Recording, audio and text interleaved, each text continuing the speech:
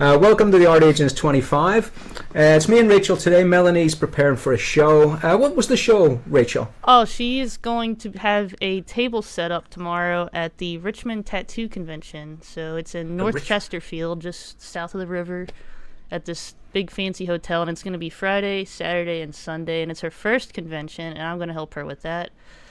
Oh, And, wonderful. that's what she's got going on right now, too. Yeah. She's getting that ready. And I'm doing this live, Rachel, and I forgot to ask you, are you going to film some of it? I'm going to take For the my camera podcast. with, and we'll see how it goes. That's not going to be my priority, but we'll see what we come Yeah. up with. Yeah.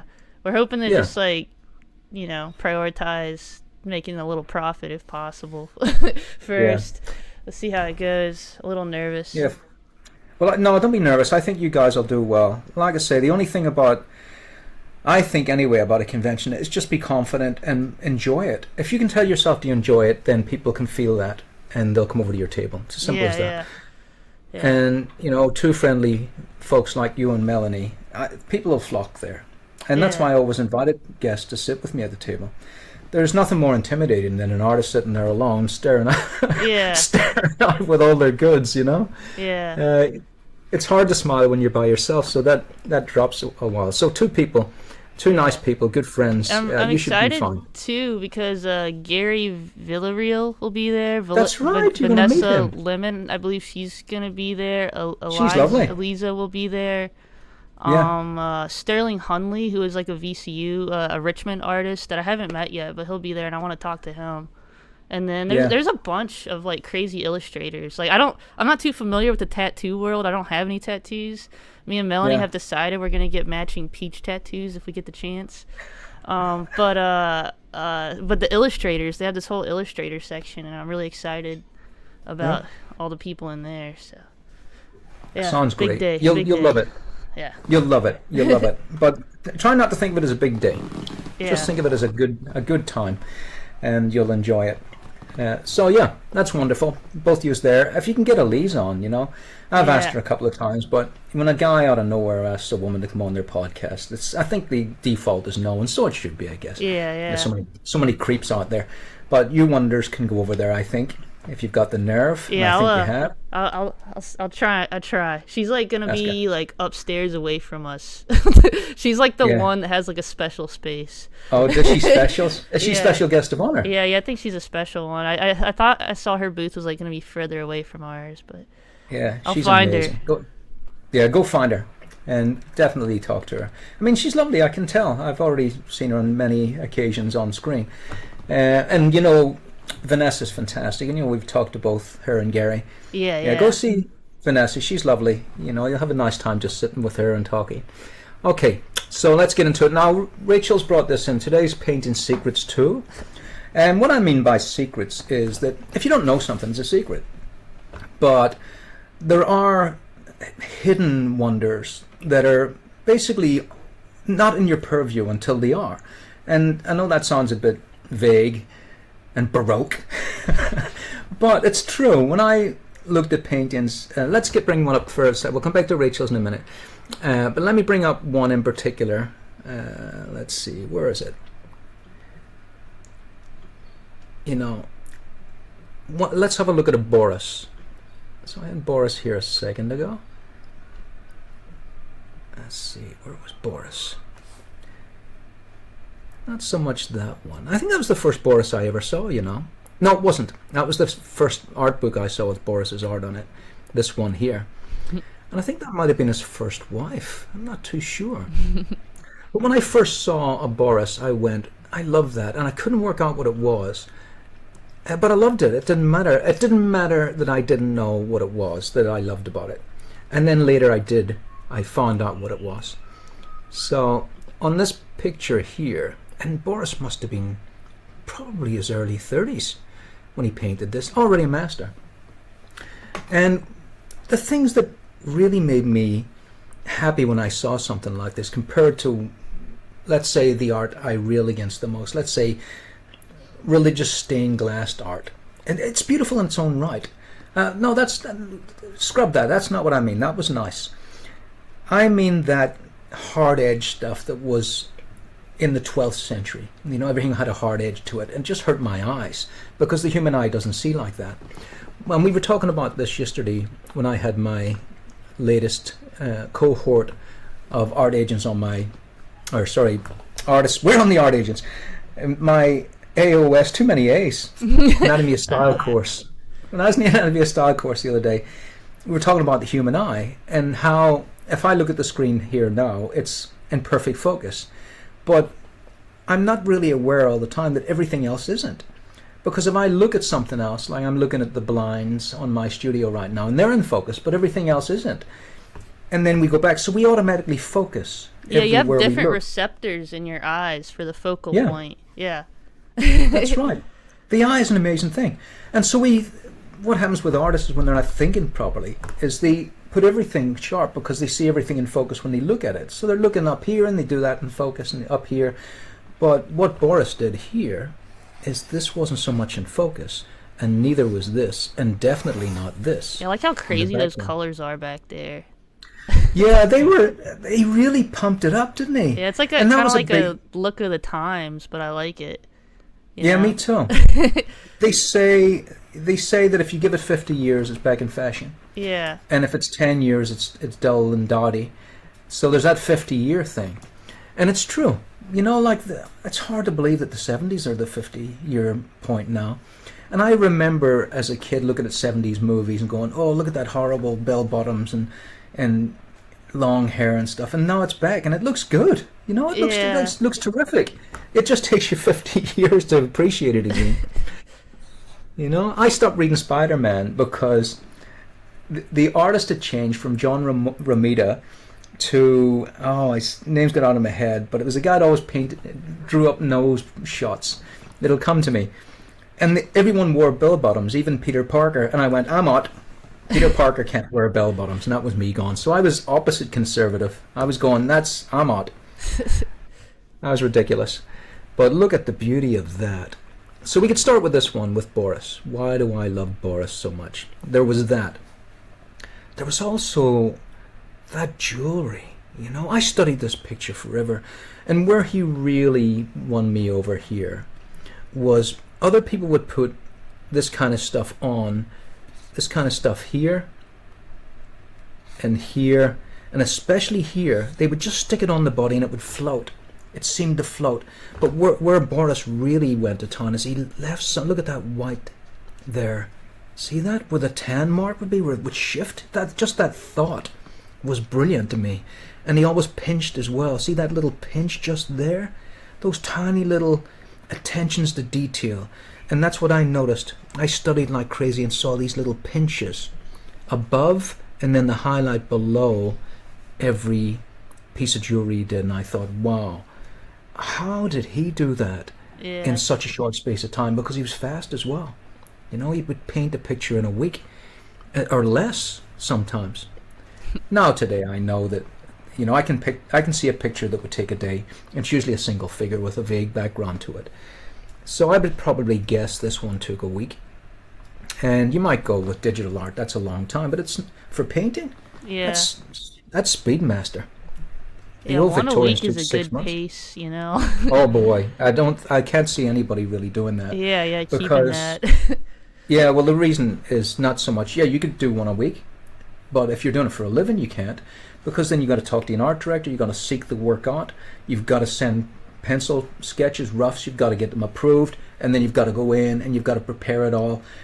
It's because there's another hand involved. It slows the whole process down. But yeah, Yeah. one a week if you're doing nothing. That's why Van Gogh was so prolific. He couldn't sell a painting, so he just started painting and never stopped. He just never Yeah. stopped. You'd do one a day or something. And of course his style led to that beautiful imagery that he ended up with. When you're working that much at the same thing, totally focused, you can't do any better. You're going to be the best artist at whatever you're doing. When But you're look at like, this even- you got Yeah, like, go on, Rachel. I got a question. So when you got like you. different like projects, right? You're like, I'm gonna do a book cover over here. I'm doing a commission over here. Like, how many things are you able to balance at once? Like juggling. Yeah. Like, is it like 1, 2, 3 things at a time, or how do you do Yeah. that? Well, I used to think my advertising years were lost years because I wasn't painting what I wanted to paint, which was fantasy art. So every fantasy commission that came in was very rare because I was in the UK and all the fantasy was in America and there was no internet. So every fantasy commission came in went straight to my desk. There's the fantasy guy over there. So it was poverty fantasy. It would come every once in a while. And then I got book jackets and it was all the time and I got really good at it. So what would happen is a book commission would land on my desk, a manuscript, and I would read it. Let's say it's the first one ever. So I'd read that, do the roughs, and start the painting. Then another manuscript would land on the desk, and I would be drying a painting and reading that manuscript and doing roughs for that. And then another one would come, and I would just do it in between the drying stages until I worked out how to dry a painting faster. That got me going. So anytime there was a downtime, I would have another project. So what I'd do is, I've still got it here as a method. I'd have a whiteboard, and I would write 4 projects on it. And so I would never look at something like that was drying and go, like they say, it's like watching paint dry. I would never sit there and go, okay, I don't know what to do next. I'd just look at the board and go, I've got that to do. Okay. So my advice to any artist that's out there trying to make a living at it is to always have a second project. So I always had, like right now, I've got a wizardry book written up there. I'll write a wizardry book based on the wizard course that I have on my web store. So that's been quite popular. So I thought a companion book for that would be good. And so there's never any downtime. There's always that happening. And that's how I balance it out. But yeah, you can have... So after 4 projects, like a 5th one presents itself, you say no to that one? Or you have to cut one off? Okay. Yeah, and that's what happens. I had an agent once. She was so tough. I mean, they all are. They have to be. That's how they make their living. And she said to me once, I said I turned a project on the other day, and she said to me, never turn a project on. I said, but I couldn't get it done in time. She says, you've closed a door there that'll never open again. And it scared me. And she was right. That person that came up with that commission never called me back again because I'm Mr. No. So that always worried me, don't be Mr. No. But what it did was it burnt me out because now I'm Mr. Yes. And what happens is you start to crush the time. You can always do it. You just do it a little less perfect. And so what happens is you just become a hack. Yeah, and that's what hacks are born. So you hack get is bad someone that habits that way. Yeah, you just do enough and you send it off. Yeah. And then after a while you don't even do that and you send it off. And the problem with the art agents or the advertising agencies is, sure, they want really good stuff, but just good enough is fine for them, especially on a poorly paid campaign. And then what happens, you start a race to the bottom. You start getting the cheap jobs coming in because the big Saatchi jobs are going, the guy's a bit of a hack, isn't he? Let's go. So there's that balance. And after a while I went, I'm sick of this hackery. Yeah. I'm out. And yeah, so that I race stopped. to the bottom idea, that's like one of those things you can see in a few places where you're like, why are we competing here?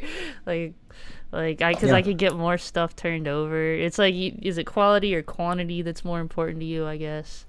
Yeah, you don't want to be a bottom feeder, that's for sure. Yeah. So a fine balance like Boris here. I mean, there is an answer to it, and it's a very painful answer. And I was talking to Boris once, and I says, Boris, how did you manage to get all that work out in the 70s? One person. He said he worked 16 hours a day. Now, that means just sleep. That's just work and sleep. That's the gulag. That's like going to Russia and being put in the gulag to cut rocks. And I thought, wow, but he said, just like me, I mean, I've done many 16-hour days. You're just so involved with it. But what happens then as well is, where's your life? You've got to find a balance. So my life was, I mean, you just tear through relationships. It's nobody, if you're not home, who wants you? So there was that. So I had, like every artist, it's tumultuous. It's a bohemian lifestyle that not everyone's gonna fall in line with.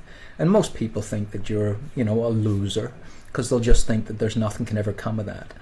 And then when something comes of it, they go, I knew you. I knew you could do it. Yeah, pay there's attention always to that. those people. Yeah. So, but there is a balance, and I'm finding that balance now, and I'm a much happier person for it. I made a decision once, and it was basically this. It was, if it's not quality, I'm not attached. And I made that a stamp for me, and I stayed with that stamp. So yeah, going back to your, let's call it numbers, let's say 4. So 4 projects. So quality, quality, quality, quality, right? 1, 2, 3, 4. 5 is definitely going. 5 is not only going to be poor, but it's going to trickle down and affect all these other projects. That's the problem with it. So what happens is you think, oh, I'll do 4 quality jobs, and then that one I won't put my name to it. And a lot of people do that, and it's very common. It's called a nom de plume. That's not how you spell it. Okay. Nom de plume, right? Or, it's basically you sign it with a different name. And if you looked at early Stephen King's works, he always put his name to it, and then the later ones he didn't, because people were thinking, he must have thought in his mind, people will think I'm a hack if I do all these books. And so he released a book under the pen name, the Nom de Plume. It's also called the pen name. Yeah. Of Bachman, I think. And it was a science fiction novel, yeah, and yeah. everyone hailed it. Richard. It was called. Yeah, that's right. It was called The Running Man, and everyone hailed it. It's the new Stephen King. It was Stephen bloody King. Do you know what I mean? Yeah. So there's times to use that, the nom de plume, but I decided never to use one. So I put my name to everything, and that scares me into do a good job. And so I remember an art director said to me in Brisbane once, "You've a good name around town," and that was me very happy. I was really happy about that. And same with Boris. Look at, he never needed a nom de plume. Look at just even this. Like, obviously he had a model for this, right? There's no doubt. Yeah. No doubt about he had a model for that. Whoops. Don't know why that happened. I can tell this is like one of those early ones too, like stuff that I wouldn't have noticed before that I do notice at the moment. Yeah. What do you see that tells you it's an early one, Rachel? Some about that, like, arm sticking, her right arm that's on the left side kind of sticking out, is kind of sticking out, kind of awkward, and I feel like a more seasoned person maybe wouldn't have made that. I agree. Some of his other stuff wouldn't have had like that kind of thing jutting out, like flow together a little bit more. How well trained you are, Rachel. How well trained you are. Because this hand right here, I believe, I might be wrong, but I believe that hand has been added. Because that arm is behind that lizard as far as I can see. But this hand is now... Yeah, I think that was sort of kind of going away, and then all of a sudden that hand is there. I think the art director, or maybe Boris himself, thought we've got to interact with the beasts more, and that you have to. But that hand to me feels like a disembodied hand. This is just, I still think this is... Yeah, I like the composition, like the big triangle shape, and then it's like... Yeah. This is, right there is just Boris on fire. Especially this, I studied that forever. In fact, I think I cribbed a little bit of that, to be honest. Let's have a look and see. Subconsciously. Yeah, because that happens as well. So I think just if download I it a little bit. Yeah, into your matrix, it goes into your head. So I think, where am I? Oh, I'm in here. I got you. So I think if I go back into Art Agents here. See, I'm always thinking, but you can see that now that you've had a fresh look at Boris, there's obviously Boris influences here, but it's a whole different artist. There's a whole different field. It's sort of thicker or something. There's something I'd have to explore more. There's more depth of field in my work. Yeah, it seems like you're using color a little bit differently. Yeah, and there's more, and like for instance, all this obscured aura around here. So lots of different influences. So you got to look at 5, 6, 7 Yeah, I love all the artists. layers, the overlapping going on here. There's a million different things in front of us. One thing in front of another thing in front of another thing. Yeah. Oh, thank you. Hey, look, I'll tell you what. I'll bring it in, and we'll have a look at it. Like that hand. Side. Oh yeah. What year? How long ago did you paint this one? This one, it was quite a while ago, because that was my old techniques book. That must have been 10 years ago, or more. 16 maybe, something like that. So this is starting to look like classic. I didn't think I'd ever get to that point where I could say classic Patrick, but it's starting to get that way. Yeah. I was like in middle school. Oh, stop it, Rachel. Stop that. Cut that out. But you know when you say... What is that? I'm finally asked because America's got different terminology. Please tell me that's not 10 years old or less. Oh no. So I might have been like 15, 16, like high school. Like high That's not school too you're bad. driving. Middle school's like 13, 15 years old maybe. It's funny, I was saying the other day about in America kids driving when they're teenagers. I went, how is that allowed? What's the Kids are driving allowed age for- down there? It's probably the same, but I thought, how can, if in a sane world, would you say, let's give teenagers a Yeah. car to drive? Oh yeah, because you It didn't is get your madness. license till like way later because you were in the cities. I got my license when I was 36, and I Yeah. thought I was too young. I thought, no, Yeah. only give it to 40-year-olds because they're sensible. If you'd Yeah. have given, my friends a license to drive a car when they were 16, it would have been chaos. It Yeah, would have I mean been there is. driving- I bet there is. Yeah. In fact, the term joyriding. Have you heard that term where Yeah. kids steal a car and they just trash it? Well, okay, well not like that, I guess. Yeah, it's called joyriding. They steal a car and they go and fly all over the place, causing havoc, and they end up crashing it. Yeah. That began in Belfast, where I came from. That's where it goes right to, and we were all around a big bonfire. I remember it was, a political bonfire, and we were all there. Everyone was drunk, Yeah, having fun. And this car went right through the bonfire. I Whoa, just went, what the hell just happened? And crashed into a wall, and all the teenagers ran away. chaos. I went, what just happened? Never seen it before. And that was the beginning of it. So anyway, we're off track a little bit here. But, people, like they'll say that Boris looks like Frazetta, and it's not true. You put them together and they're nothing like each other. And you can see the huge difference between me and Boris here, even though he's a huge, huge influence on me. An absolutely massive one.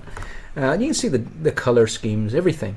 So, if you study a couple of artists, you'll get different things, and it'll feed into your work. I got a But you can question see- for you from Chuck. You have? Oh, Chuck. Hi, yes. Chuck. It says, how do you soften your edges once you're in the glazing phase? Oh, Chuck, that's a good question. You have very I good would say edges. I would say you can always do it, right? You're never too late to soften an edge. But what I tend to do is work out the edges as I go anyway, so that when we get to the glazing stages, they're already there. But it doesn't mean you can't do it then. I mean, there's many times when I go in at the very end. Like, for instance, let's take that idea here of this aura that we were just talking about. So, let's see. So round about here, you can see that there's very little detail. Do you see that? There's very little detail, and yet we've got detail here. But you can see that detail, the values are very soft compared to the values here. You can see how dark this dark is, and how that should be about the same dark, but it's not. So there's differences in the values there. But here it's an aura all the way through here. It's almost a glow, let's say. And there's two thoughts in there. First of all, I want her to have an almost religious feel, that halo around her neck, and the throat being vulnerable. There's a million things. When you see a great piece of work, I'm not saying this is, but you see a great piece of work and it makes you feel something, and you're not sure why it is, but you've got such a gestation time on artwork, on a painting. You can do a lot of stuff and think about it. And so I think to myself, for each character, what's her position now? Her position is vulnerability. And what's more vulnerable than a long neck and a guy with a blade, right? So that's terrifying, right? But also I don't want it to be shock horror. I don't want it to be that horrible, terrifying stuff. Just that feeling. Is he going to have her for dinner, or is he rescuing her? So now you've got ambiguity. What is the story of this? And that leaves conversation for the audience. So, back to Chuck's question. Let's say I didn't think about that religious glow as this being a sacrificial idea until later. Let's say, because you can evolve the painting. Let's say that came later, and you've already not softened that edge. Then I would go in there with more opaque colors and just soften that edge and let that dry and work on another piece of the painting. And then with my idea of 1/3 Galkid light in the mix and 1/3 Gamblin solvent, and the other third is the actual pigment, that'll dry overnight.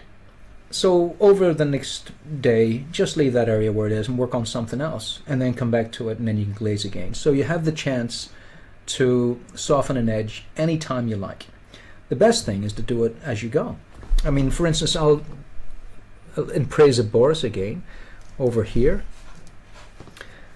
you know, the value system in here is less than it is in here. And, you know, that's really obvious when you look at both of them together. And so what I took from Boris is, let's heighten that. Let's take it to, I always mention Mount Rushmore, because those giant heads, even though they're human heads, they're so big that you can get spatial distance, you can get atmospheric perspective. And I thought, why not have that on normal humans and make them look monumental? So look at the values here compared to here. Yeah, her See that? tail back there. And then you can go Yeah. further back with the waterfall and the birds you got back there. Yeah, and further back again. Yeah. So let's see, maximum value, let's say. Maximum value would probably be, well, I'll always put it where it needs to be. It'll be in the face. Let's say that's the maximum value. So let's go 1, 2, 3, 4, 5, as Rachel's rightly pointed out. Now, how do we get a sense of scale? Well, look at the small birds in here and the waterfalls in there. There's scale. So now we've got depth based on scale. Yeah, those and staircases atmospheric- help too. And look at Rachel, and the staircase getting smaller and smaller. So even though this is on a 2D plane, it really feels like it's got a lot of depth in it. And the way to get a lot of depth is to put, usually, and this is where Boris is really pushing the boat on, is to make sure everything gets a little bit cooler in the background. And he's put a pink in, which is very warm, and didn't bother the painting at all. So if you've got your values in check, you can do that. But definitely, if you want something to come forward, then the hottest color is going to come forward like that. So choose your blues to go into the background. And also feel it. You know, learn to feel the muskiness of it. You know, I've been in caves. It's good to go out into the world and actually see things. I've been in caves, and you always get that salt air creating a mist around the edges of rocks and stuff. And you can smell it. It's beautiful. You know, it's this beautiful salt. And then the spray. So I've always asked myself as I'm painting, what would it be like to be there? But have that spray hitting on the rocks. And a million things, you know. Let's say she's got a religious glow. So she has... Did you add that at the end? Is that what you're saying? The religious glow? No. Yeah, I'm yeah. just saying for Chuck, you could do it at the end. No, I always had it in mind that she was going to be Okay. sacrificial. And it was going to have that... In the movies, it would have that music of angels. Ah, like Ariel in The Little Mermaid. It would have that. Oh my, look how vulnerable she is. But there's a little clue up here in that relaxed hand. She could be doped. She could be, you know, back then they took morphine and stuff. The doctors recommended it. It's really weird. Opioids and stuff. You know, women were out of their teething heads. babies. They were out of their heads. Those poor Victorian women were just in a daze all the time. They were very happy about it. But what I wanted to see was, even within the little flipper, a little bit of maybe a clue that she's maybe in a trance and she's just relaxed into it. There's a million different ways you can read this. You can read this any way you like and still have the story you want. And so that's where I am. Yeah, I kind And of I- noticed like the shape in the background from that archway, and it's almost like 50-50 cut, like dark and light, like the background. Oh, and yeah. It's like almost like a yin yang thing going on with the composition. I've been doing a lot of like no-tan studies, so I got that in my mind. Oh, the Notan, yeah. Yeah, And you know, I that's see only a that. recent. That's only a recent notion to me. The Notan stuff. It was only when I started, I think, 10 years ago, I first even heard the term. Oh, you're doing it. And yeah, there is. You're doing it, yeah. Well, you do it subconsciously as well. These, you know, something I heard way beyond that is if you're going to split a picture, make sure it's 2/3 one and 1/3 the other. So it's going to be 2/3 darker and 1/3 lighter, or 2/3 lighter and 1/3 darker. And the 2/3 lighter would give you a romantic picture, and the 2/3 darker would give you a dramatic picture. So this is quite dramatic. So you can see here that it kind of fits that realm. yeah, Let's yeah. say that's 2/3. But I'm not thinking about it at Yeah. this point, you know. And this other stuff's the other third, you know, half and half over there. Yeah. After a while, you paint so much that that becomes a whisper in your subconscious. Just becomes a whisper. You know what you're doing now. It's other stuff you're looking for. What's new? What can we break? What rules can we break, and how can we make it fresher? The way Boris has put that pink in the background. You know, you can imagine at the time, let's say everyone was working academically, and they were going, oh, here's the rules. And then Boris's picture comes out on a book jacket. It's got pink in the background. You're going to go straight to that jacket because it's new. It's a fresh thing.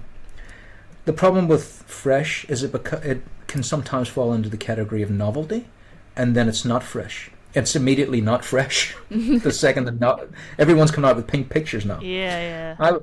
When I worked in greeting cards, I did a sports car because that was a big seller for dads. Dad, it's your birthday. Here's a sports car birthday card. Whether you ever have a sports car or not, you can dream, right? And I put a black background on it because the guy that was commissioning it says, I want it to be the reddest red you've ever done. I want it to scream red.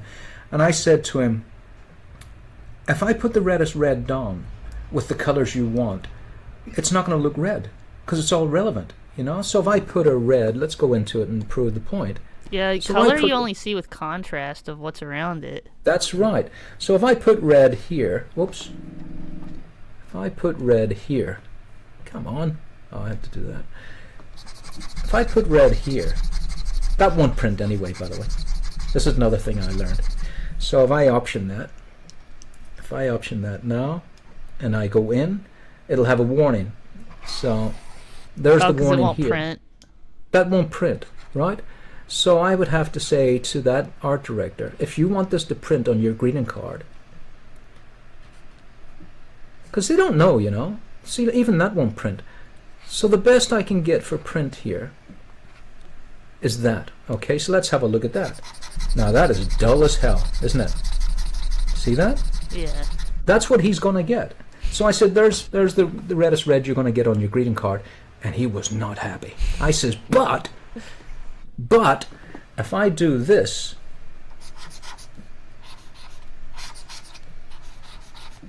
now it's red. Yeah. See that? And it will print. And so I've sold that idea to him, and I put the red car against the black background. He was over the moon because he put it on the greeting cards where everything's blue and pink and yellow and everything, and there was this sports car screaming out of a black background, happy birthday, Dad, right?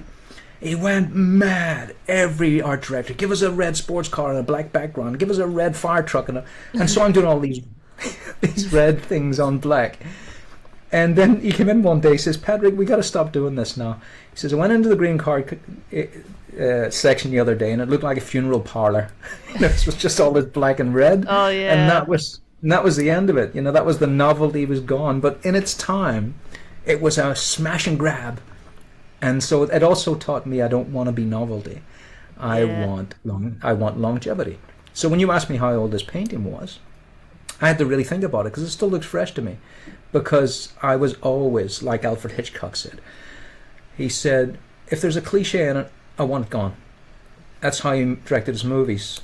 He always thought, is that cliche? And he took it out. Even if it was fantastic cliche, he took it out. So I'm trying to find that balance where it's always a little bit special. A little bit, I have to love it. I have to love it forever. So I have to imagine that on my wall for 20, 30 years. That's the way I think. Why am I? It's pretty intense. It's intense. It's an intense one. Yeah. It's still one of my favorites. It happens like that, and that's why I always say to artists when they say I've got worse, it's not. You're not worse. You're always better. You just gotta. Everything fell into place one day, and that's your benchmark. So put that benchmark in the corner, study it, and ask yourself why that worked. We got more questions and comments and things here. Yeah.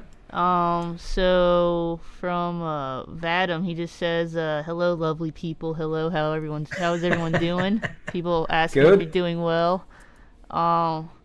Let's see here. Question from Vadim.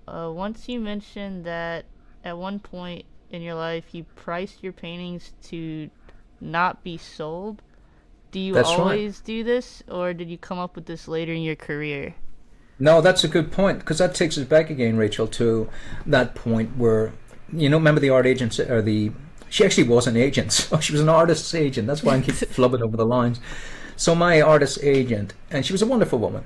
I always wanted her, and I think that if you want something, you keep going for it, and if you don't get it, at least you tried your heart out. And I really wanted her. She was the Sarah Brown Agency, and she did only fantasy artists. She only worked with fantasy artists, and it was so niche she couldn't get in there because she couldn't support more than 40. And even within that 40, she was only supporting 5, the 5 best, and the others were going, please, so she can't support that many artists. She was the one that says never say no. And so I thought to myself, well, I can't do it, and I can't say no. And so I said, well, the price is this, and it was much higher. And so it wasn't a no. And surprise, surprise, they pay the price. Or they don't, but you didn't say no. And they'll come back. They'll come back for maybe when they have that price. So that's what I did. So I basically priced my thing. It kind of was, yeah. I was in the position where, that position I told you about there didn't last. One manuscript in a painting, one manuscript in another painting. That didn't last because the bottom always falls out. And that's why I always say to an artist, have 4 projects, have 4 different things. Because if you had your eyes closed and you were going, this is brilliant, that's it now for me, I'll just do this the rest of my life, manuscript painting. Of course I'd have been happy that for the rest of my life. But the recession came. And also changes. Somebody decided we're not going to put a picture on Stephen King's, but we're just going to write Stephen King really big. And of course that sold like crazy because you go, oh, there's the Stephen King books. And so art directors went, wow, those Stephen King books, it must be because he's got his name there. And they started just putting authors' names on books and maybe a symbol. And, they're just not the brightest because it didn't work. But at the same time, they started a phase where art was no longer on book jackets. And it continued forever in the UK anyway. But the US market was open and the internet came along. And I was down in the dumps, and I went, that's it, I'm done. I had all my eggs in this one basket, and that basket got a big hole in it. It's called the recession, followed by a change in art direction policy. And I was done. I was basically done. And I had to go into advertising, which I really didn't like at all. But, it woke me up. I went, never again. And there's those reasons. So I've always been a flotsam and jetsam person, where I go, what's floating by? Grab a hold of it, have a look at it. Yeah, that's interesting. And go there for a bit and see if you like it. And so that's how I got into movies. That's how I got into writing. It was a million ways, into teaching even, is to have that open mind that this thing might lead to something else. It might just do that. And I'm young. I can experiment as much as I want. I can do anything I like. In fact, take the young out of it. I'm still like that. And it keeps you young. I go, what's floating by now? Let's have a look at it. Let's see what the next thing is. So keep an open mind. But yeah, I did price myself deliberately out of advertising too. But in that pricing out, here was the thing. So let's say I have, let me just bring a painting in here first so I don't lose my train of thought. We are supposed to be talking about paintings. I'll bring another one in so that we can come back to it. So let's see, something I haven't talked about. Let's bring in this Sargent. I like that one. Oh, Madame X? Well, Yeah. There's a good point. There's a good point there. This is one of Sargent's most popular and most famous You paintings. had and to it add ruined the his career. straps, right? Yep, this Yeah. ruined his career. So we'll talk about that in a minute. Now, I did lose my train of thought there. I'm not good at multitasking. Yeah, I'm not good at So let's- keeping you on your thought either. What were we talking about? It was Oh, something about... your pricing and how you priced stuff. Yeah, that's right. So what happens when you price yourself out? Now, before I say any of this, the caveat is you have to be very well established. Okay? So let's say I want to go back into the old days, and we'll say what a big paying job was. Okay, Yeah. this is the old days now. So it was a lot of money. It might not seem like much now, but it was a lot of money. So let's take it back to the old days. I used to work on a building site. And I used to work on the building site for 100... What's going on here? Is the sergeant above that? What's going on? Oh, see, you're it's writing in black. Yeah. So let's say I used to work for £100 a week on a building site. That's poverty money today, but back then that was it. It was poverty money then, for God's sake, what I'm talking about. It was building site work. Right, so £100 a week. Now I went into greeting cards, and I was getting £200 for a greeting card. Right, so that meant automatically my income was doubled. So, of course, I'm going to do the greeting cards. How many could I do a week? Okay, I could do 2. So now I'm making £400 a week. That was fabulous money. But because I was freelance, every once in a while, the bottom would fall out and I'm working on 0 per week. That can happen. I'm working on 0 per week, but I'm still paying studio rent. This is the reality of it, studio rent. So I can go into a deficit of sometimes £1,000. Now I'm in real trouble. I'm in terrible trouble at this point. Because I've got to say to myself, what am I going to do to get out of this? Do I get back to the building site? And sometimes I did. Or do I continue this thing that I do? And I continued the thing that I did and pulled it back. But it was always that feast or famine. So this is the world I lived in. Feast. This is the world I'm in right now. That's well, we'll all be there. Yeah, but what we got to say, potatoes out of the ground. That's right. So your potatoes were my building site. Okay. All right. So Fighting feast or famine. groundhogs. Yeah. Do they exist? Is that true? Yeah, groundhog. Yeah, they're like fat, cute little creatures, and they're tearing this man's farm up. He's at war with them. They stuff their cheeks with too much stuff, and then they run back to their little burrows, and so there'll be like a trail of stuff back to their homes. yeah, it's a whole thing. That's brilliant. That's yeah, brilliant. he's living feast or famine. I thought they were made up. Well, here's the thing with feast or famine. So you gotta make something work. Now, what I could do was I could say, let's go back to the building site for 2 days a week. Doesn't work. They'll fire you. You know, it's just that kind of thing. You're here or you're not. So there was that problem. So what did I do? Even worse than that, I went into, what was it, £3 per hour. This is what I was doing in supermarkets. So I was cleaning up. I was a cleaner, right? So I was a cleaner in the feast or famine period when it got really bad. This was the second recession.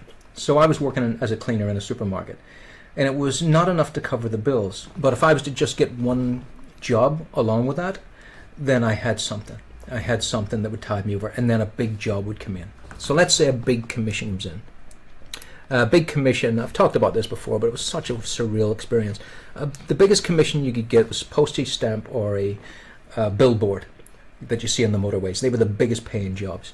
So let's say for that billboard, $20,000, all right, in today's money. It's a massive amount of money. That would clear all my bills and set me up for 6 months, and I wouldn't have to worry about anything again, right? Now, I did get one of them while I was doing £3 an hour.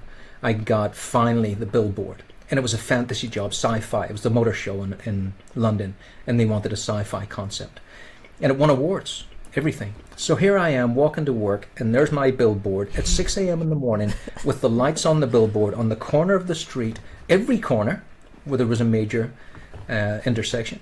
And I'm walking past these billboards on my way to the supermarket to clean up, and it's raining. And That's a weird my shoes feeling.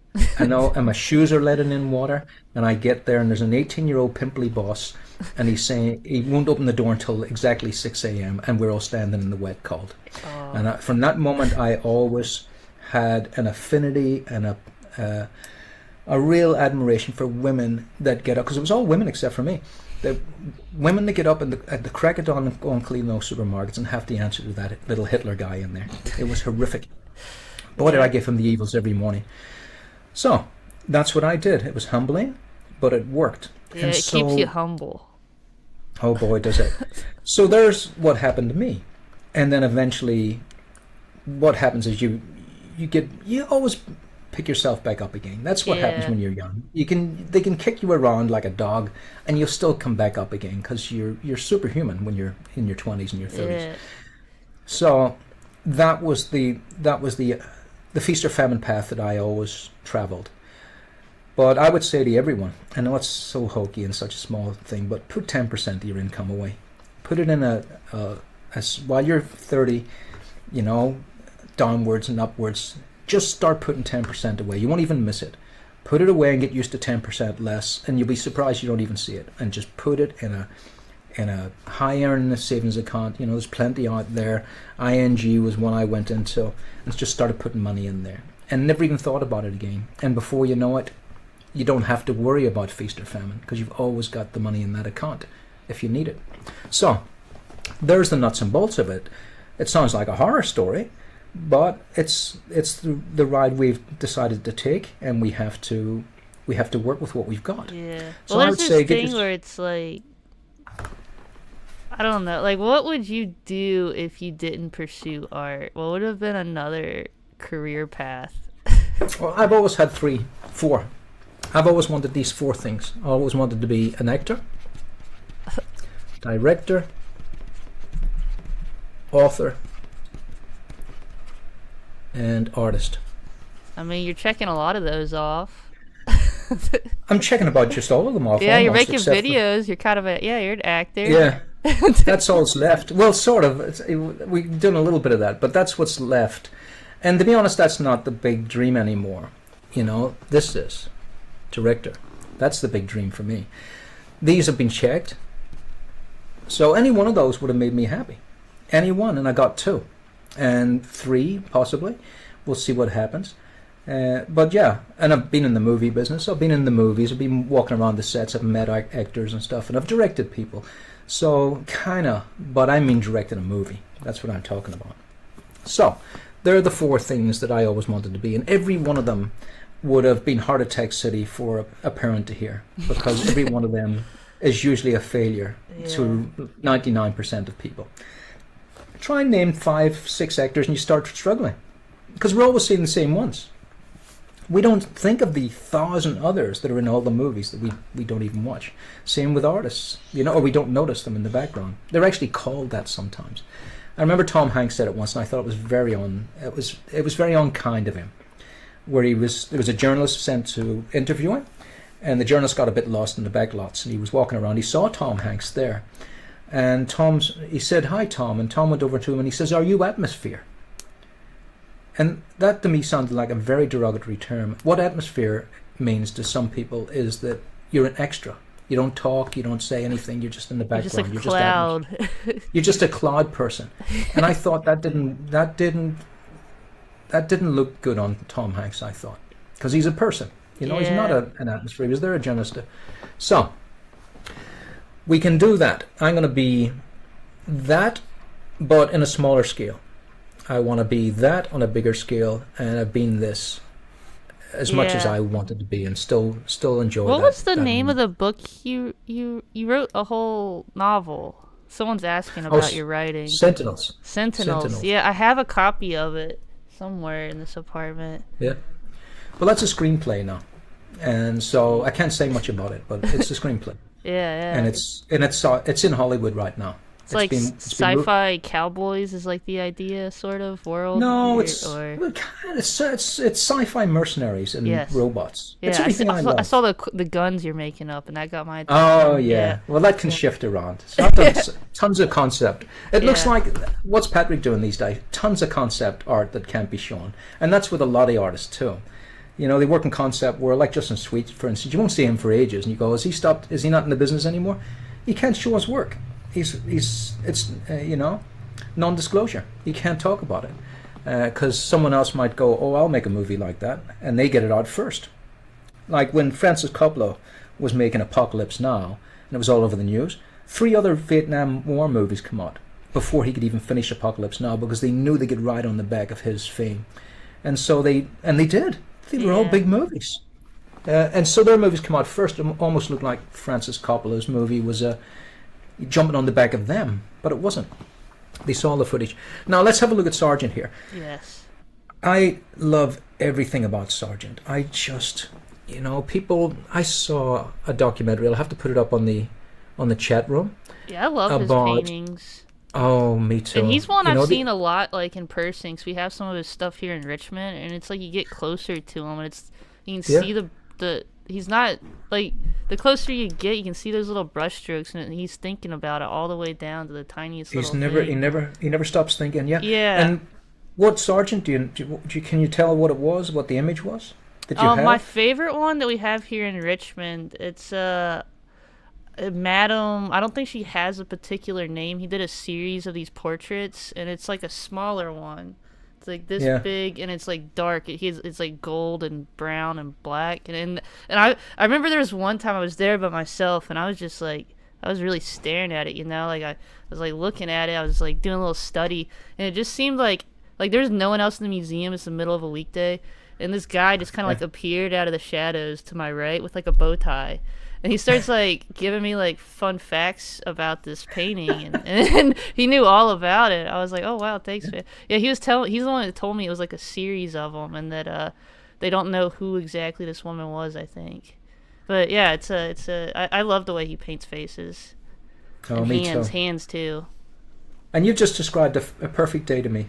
That's a perfect day. Yeah, it was I, a good day.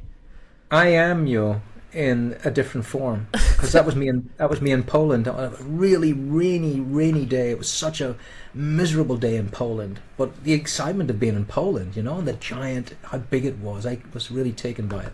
These big old grand buildings and stuff. Went to the art museum that day, and like I said, practically empty, just me walking about, because nobody wants to go out on a miserable day. And I trudged into that museum all damp and just wonderful. I love being in my own company. But I'd love to have shared it with someone that day and say, hey, look at this, Yeah. I only had myself. Let's have a look at this. Madam X ruined Sargent's career. Destroyed it. That's Absolutely crazy. destroyed it. And it's one of his best paintings. You can actually see some of the problems with glazing up here. Look at this. So back to Chuck's question, actually. So look at all the stuff that's happening here. Yeah, you see that See all those- sometimes on old paintings. Yeah. So what he's had to do is exactly what I just said to Chuck there. Is he must have gone in there with opaque paint, right?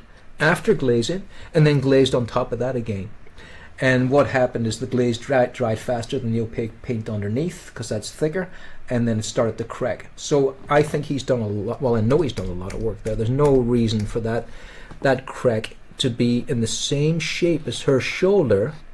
All these cracks is because there's been alterations there. And in fact, you can see it up here in the chin. Do you see that? Just up there in the chin. There's where her chin used to be. See it? Right there. So I'll undo that, and you can see if you look very closely. I know that YouTube will probably, make that harder to see. And you can also see a light here, just there on that edge. I'll disappear that now so you can get a look at it. See that? There's a light there, but it's not white, obviously, where he's gone in and he's reshaped the neck. So the neck used to be here. So the neck was here and the chin was there. And sometimes that's what I love about paintings. That actually works for me. It has a vibrancy to it. It has an animation quality to it. It's almost like our neck's about to move and our chin's about to move. Things like that. But the boldness of that profile against that Yeah. dark, Those and that sharp lovely, little shapes for her eye and her Oh. eyebrow too, and oh, her it's lip. beautiful. And her nose. Look at her fantastic nose. It's a non-conventional model. She's high society. And this red ear, look at the values in there, so different. And even when he uses his blacks, look at the black of the dress, it's super black. But look at the Yeah. black here in the eyelash, not as dark as that black. Yeah, see, I wish I could like zoom in on those textures more. Yeah. I want to get in because it's like all those little strokes are like a thought, like it's like a mark going around. He's not like rendering the Yeah. heck out of it. Oh, he's brilliant. Yeah. Well, I've just sampled this black down here, and if I put it there, you can see how dark it is. See that? yeah. So that's the black from this dress that I put up here. I just sampled it. Oh, so it's he's still really lighter than that.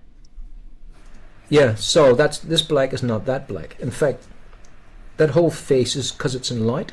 If I option this black again and put it in the eyebrow, you can see that the eyebrow is the darkest part of the face, but it's still not as dark as that dress.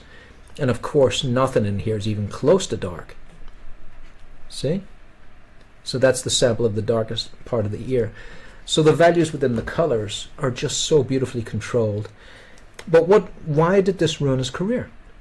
So we went to Paris, and this is a big painting, by the way. It's really tall. Yeah, you like He went look to up Paris. at 'em. Yeah, and yeah, even that. Well, a lot of painters did that. Like Boris is doing it there, for instance. Boris would pose his model on a plinth, so you can just see under her chin. Do you see that? And so she's monumental now, Yeah. and that's a way to automatically get a monumental figure. But it's also the way the people that painted the trumpy old ceilings in Venice and Vienna and all those places. The ceilings had the characters on the ceiling. You look up at them, but the artist would paint basically almost on the ground, looking up at the model, photograph them, of course. And so when it went up in the ceiling, you really felt like you were looking up at them because he was looking up at them when he painted them. Yeah. So a lot of artists have that in mind too. What were you They saying say about that's why how he got canceled? I got cancelled. Okay, now I wish they'd show the other version of this because the other version, you know, my I always rail against symmetry. So for me, the worst part of this painting is exactly what happens when an art director gets their way. So I'm not saying every art director, but you know, that and that is so disappointing. It's so symmetrical. The original painting, this was gone. It was hanging down here. Yeah, that's Like still that. tasteful, you know? It's not. Can you believe it?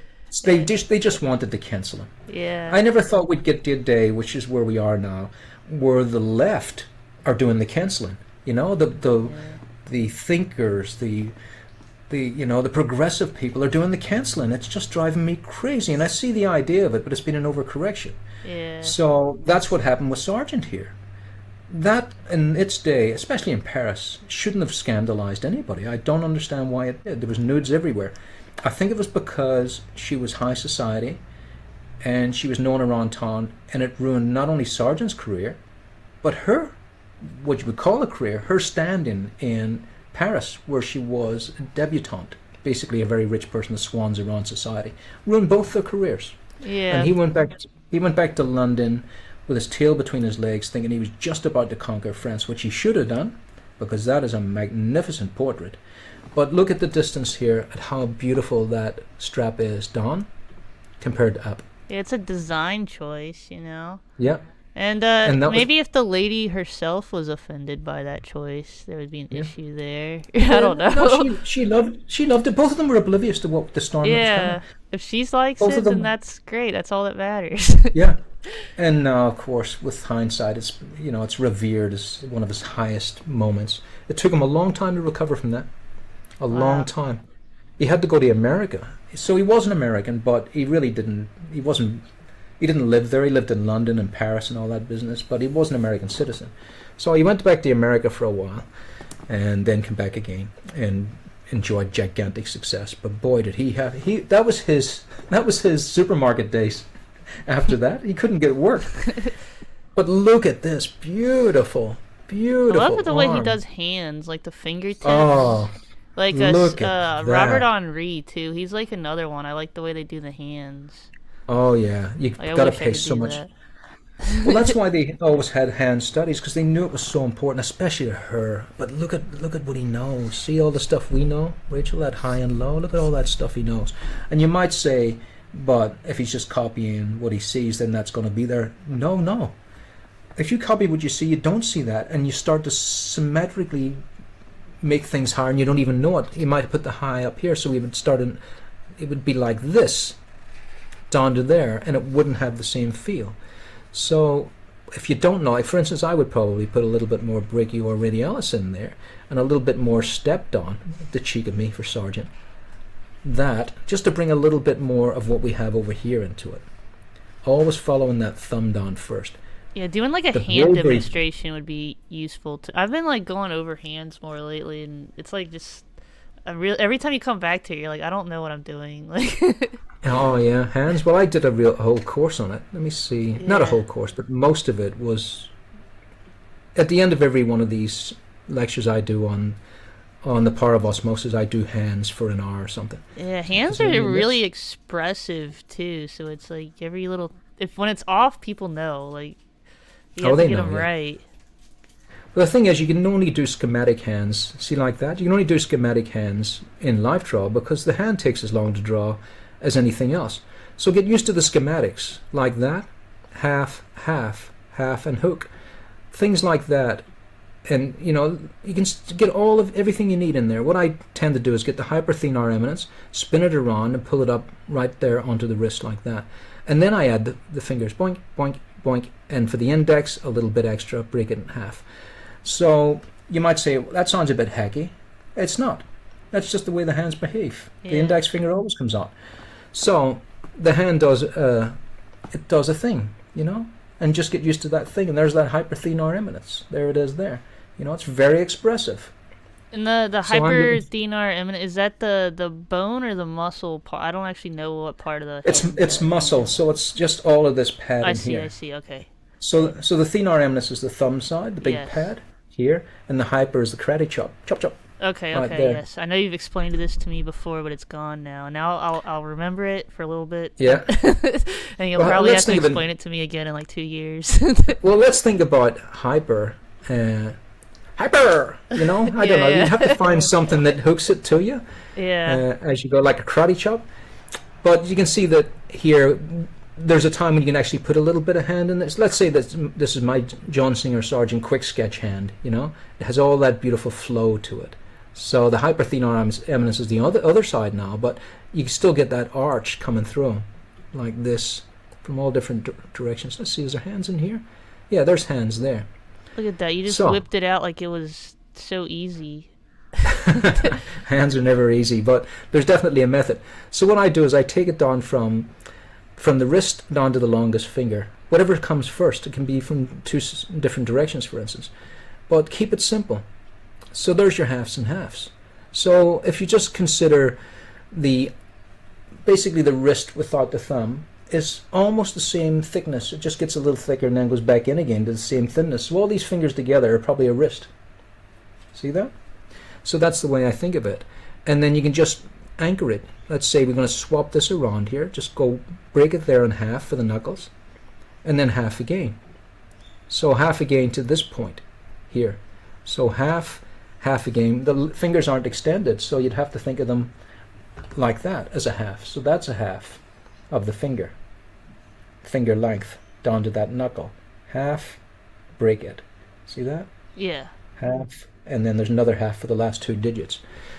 I used to think of thirds, you know, 1/3 smaller each time for each phalange. 1/3, 1/3, 1/3, smaller as you go down. So 1/3 smaller, 1/3 smaller, and that was just too annoying. So I just go half and half, and then you can make the last two the same length if you like for a lady's hand in particular to be more elegant. So I've stopped thinking of thirds. So there you go. There's a half to here and a half to there. That's all I'm thinking. And then you can say, well, make that another half if you want a really long finger. So half, quarter, quarter. And so half, everything's half. Half to here from the wrist to there. That's one half. Half from here to there. That's another half for the entire finger. And then like putting the half. thumb on there, like, is there any special way you're measuring that? That is a Yes. tricky one because the thumb can do this. Yeah. And now you can't measure it, but it can do that, and now you can measure it. So it's a really tricky one. From there, it's the easiest thing to draw is a hand like that, because you just spin it right out. But a thumb comes up to here. So thinking of the thenar eminence, really. See the wrinkle Yeah. up there? And then there's another little pad in here. You can think half and half for that. So basically that's all I'm doing. But see, the minute you do this, you can forget about all the measurements. See, there's nothing can help you there. So you got to get used to maybe thinking about the hand as a mitten, and just close it like this, and just think of that whole pad in there. That's what I'm thinking there. So what you're looking at with that, what you're looking at with that is basically that thumb from this side here. Whoops. Oh man, it's so tricky, isn't it? From that side there is kind of giving me a run through like this. Yeah. So you just gotta run it through and see Okay. what you get. So try and think of where that, basically this lump here, the first interosseous is. Just think of that interosseous all the time, and then spin it around the back, and then you'll get this. So the interosseous is there, spin it around like this, gives you a little bit more to there. So the thumb is the hardest thing. There's no doubt about it. Because it does so many things. It changes around. the simplest answer is draw lots of hands. Yeah, that's what I'm working Draw on right lots of- now. I do have a question from someone who says they're new to oil painting. Where was that question? What would be they're thinking about taking your oil master class videos. What would be a good place to start for oil painting? For oil painting, Yes. in what regards? They've taken that 11 hours is a good place to start. Do you mean? Do they mean they've never painted before? Yeah, it says what resources you recommend for beginners. That's what they say. Oh, for a beginner. Yes. Well, it's very easy for me to say go buy my oil painting Yeah. techniques book because it's all in there. The book you just had up on the screen earlier. Yeah, because the reason I wrote that book is because I couldn't find a book. And so I taught myself a book and read that. Went, okay, jot down all the thoughts that get you to this painting. And then you never forget it again. So it was a notebook for me. And I thought, well, that's it now. I don't need to buy any more oil painting books. Because people were very guarded. Let's see if I can find... Let me just get something on the screen. People were very guarded about techniques when I was going Yeah, you're out. very So, generous with the information you give. yeah, well, I think It's that less we're all in common this- than, like, the older I get, the more I realize how uncommon that is. It seems to be, doesn't it? Yeah. It was weird. Anyway, that was the way. But I think people were very precious. They didn't want to give their secrets away because someone would take their work from them. Yeah. And so, this is the... Let's see. Let's bring this on. So that's the latest version of it there. So that was its... Was it its 10 year? Oh yeah, it was a 10-year anniversary. So it was only 10 years ago when I wrote that book. I thought it was 16. So 10 years ago. And there's Boris doing the introduction for it, which is terrific. So that book, like I say, for me was a notebook. And it put in all the techniques, everything. This is it updated, so you can see paintings from, a couple of years ago in here as well. Do you the ever first get book- into the Zorn palette? Someone asked about that too.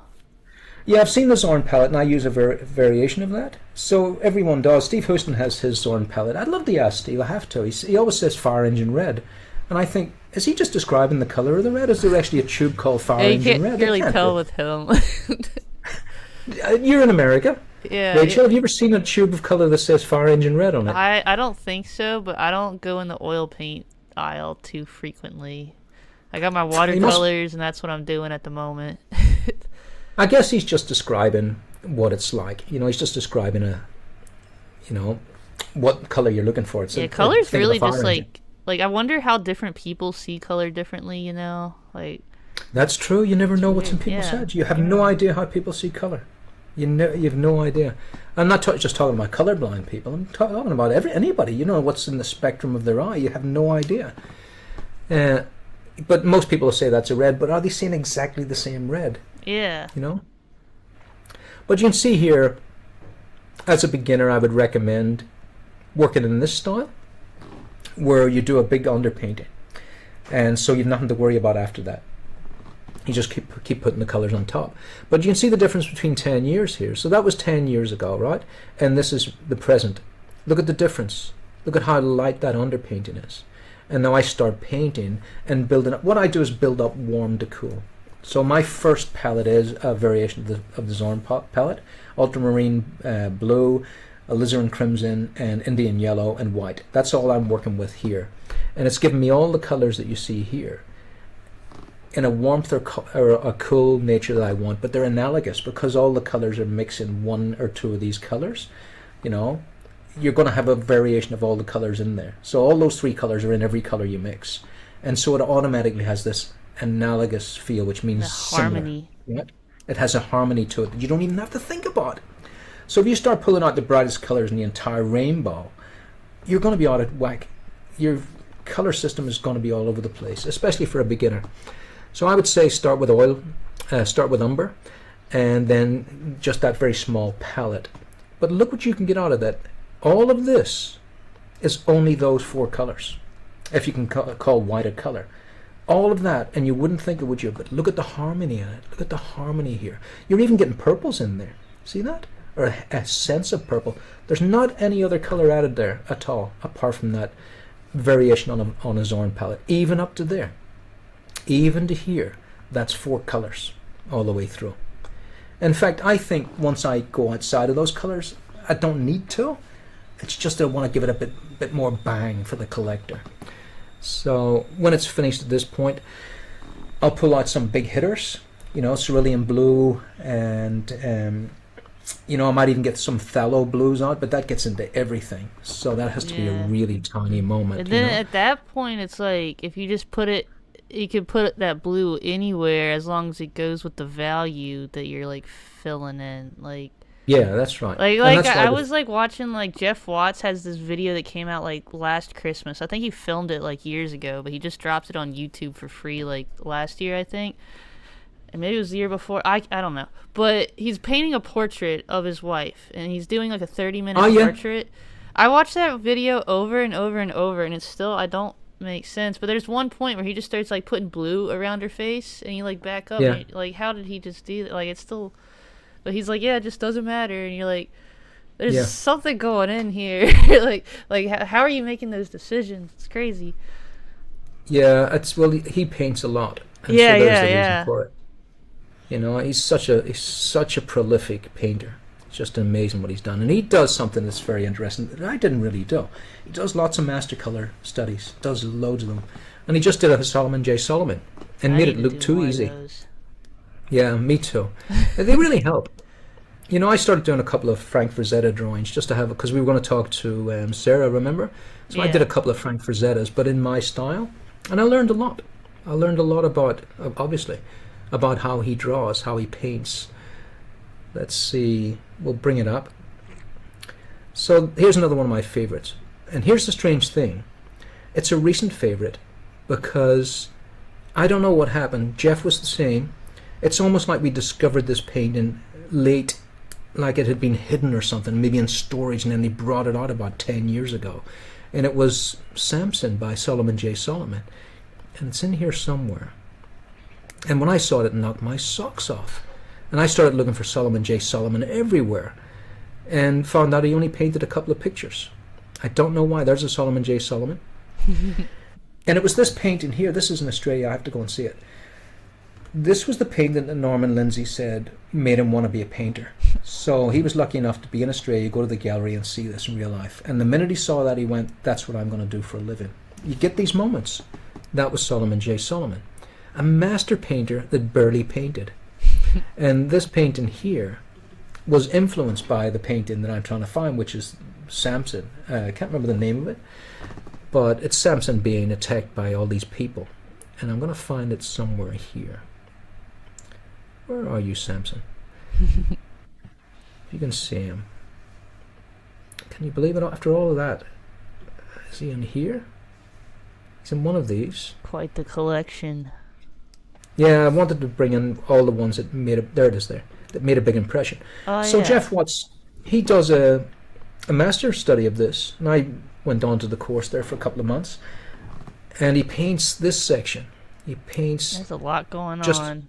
There's a lot going on. He paints in here. This is in the Lady Lever Gallery in Liverpool, and I was saying to Jeff, I can't believe I walked past that gallery so many times, because I used to be in the Navy, and to begin in the Navy, I had to go to a college, and it was the Naval College, and I had to get a boat from Belfast to Larne to Stranraer, and it docked at Liverpool, and I'd have to get a train all the way down to Gravesend.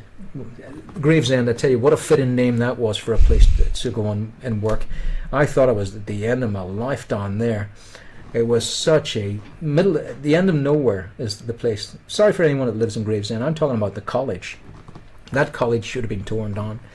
The abuse that went on in there, that's a whole different story. Oh, no. Oh, it was horrible. It was horrible. I mean, like every kind, like just brutal stuff you couldn't do today, punching kids in the head and stuff.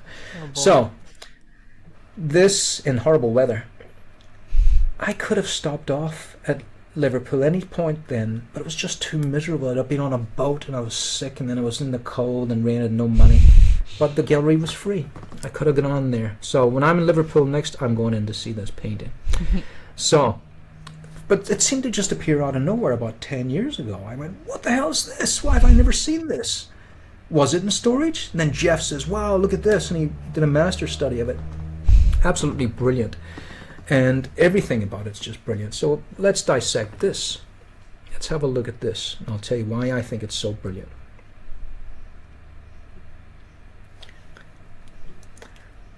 And I saw someone write on one of my YouTubes there, and this isn't a slight on the person, but I'd say to that person, don't feel like that. And it was me drawing something, and he says, just an awesome drawing, but I could never do that, so what's the point? I'll never be able to do this. And it made me so sad that was the attitude. Whereas you should be inspired, Yeah. If I'd have seen this when I was a young person, I'd have went, wow. My idea would be, I'd love to be able to do that. Yeah, And if they're someone- human too. I'm a human. Yeah, I exactly. could If learn they how to did do it- that. There must have been a time when this person couldn't do this. I mean, of course there was. There was a Yeah. time when he couldn't do it. So I'm going to do it. So that was my attitude. So for that person, I haven't responded yet. Don't be feeling like that. Yeah. Even if let's say you don't get to this height, you'll be to your height. And your height will be enjoyed by millions, or thousands, or hundreds, or tens. Who cares? But it's Yeah. going to be enjoyed. So you don't have to be Solomon J. Solomon.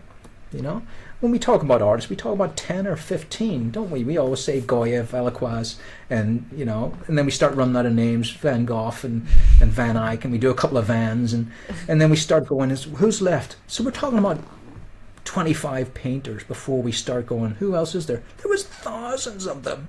There was hundreds of thousands of them.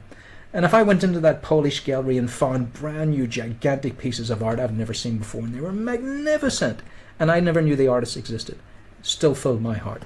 It would be an awful tragedy if everyone felt, I'll never get there, and we only end up with 25 artists. That would be awful. Yeah, you gotta So- quiet that. Quiet that thought. voice. Yeah, get rid of yeah. And remember, it's not about being as good as the next person. It's Yeah. being about the joy of doing. It's the wonder of the process. I was always about the process. And if you're about beating the next guy, then you're in the wrong business. This should be about, we all lift each other up. That's what the Art Agents is about. Let's lift each other up, and let's all be artists together. We're a small and thinning herd. Let's not thin it ourselves. The wolves are Yeah. doing that for us. But let's have a look here now. That hand. It's, oh yeah, everything. But it's all about the values too. If we just look in the background here, look at the values in there. I mean, if I take any one of those, let's say that's the lightest light right there, that foot, and I put it there, it's almost a black. Do you see that? So that lightest light right there is that color there. Now, who would think a black could ever be a white? And that's what it is. That's a white foot and it's painted with almost black. Yeah, you see everything with the contrast around it makes it look like. Oh boy, let's see the white of his flesh against the white of his flesh. Look at it. So that's the problem with trying to paint everything exactly the same. The darkest darks and the lightest lights. I had that advice from a painter once, and it was the worst bit of advice I ever heard. Is make sure that everything has the ultimate contrast in it. Absolutely terrible advice. So get your family values in there. Your family values of tone and darks and lights. So nothing in here can be as light as this. And if it is, then something's gone off the rails. And even here, if I sample that, let's get the highest light we can there and put it there. And zoom in. See, I put it in the highest light there. See It's it? a little bit darker. It's a little bit darker, right? So it looks like he's got a spot in his back now, doesn't it? Yeah, and he still managed to go lighter with that cloth around the main guy's Yep. chest. And That's right. Yeah, that white cloth going around. Yeah, well, I think that's only appearing to be white because it's against the dark. And that's a good Yeah. call. So if I take this, I'm pretty sure that's going to be grey. No, it's pretty close to it. You're right. Oh yeah. Yeah, it's about the same. But it does look brighter, doesn't it? Because it's against this dark and against this dark here. So that's that going back to the red car and the black background business. But there's so much beautiful stuff in here. Look at the movement there just from the blurred edge. See that? So if that was a sharp edge, it would feel like everything's just frozen in time. But because he's blurred the edge of that cloth, it feels like movement. Just wonderful. There's a million things he's done here to make this so great. Every model he's used is just fantastic. Really pushing the boundaries here. That's very close and tangent world. There are two heads together like that. But once again, because the values are different. Let's see. The values are much different, so you can't even see his eyeball in there. It works. So it's such a scary, sinister How do you go thing. about choosing your models? That's a question someone just asked.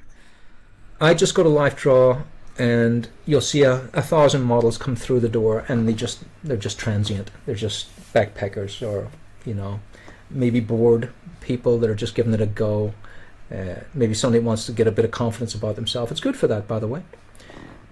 If you want to go and do a bit of life modeling, it brings your confidence out. I can do anything now if I can life model. So there's a million reasons why they do it, but the really great models are artists. They're writers, they're poets, they're artists themselves. They're the best. So when I go to a LifeDraw class and I go, that model is off the charts, brilliant, then I go and ask them who their agent is, and then I hire them for a photo shoot. Yeah, we found a good one here in Richmond. Like, we found a few good ones, but yeah, there's like one I've drawn a lot, and it's like every time I've drawn her, she's been great. Like, you can stick her in any corner, and she does a great job. Have you talked to her about? Oh, You yeah. hired her, didn't you? Talk to her about what?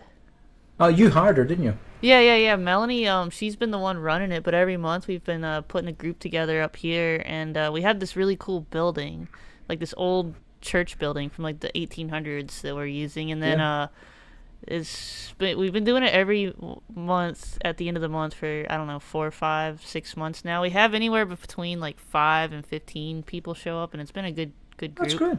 Yeah, That's it's been good. a good group so far. Yeah, I think 10, for me, I've worked out the 10s for me is the best size class. So I actually, at this point now, and I just stop at 10. I won't let 11 in.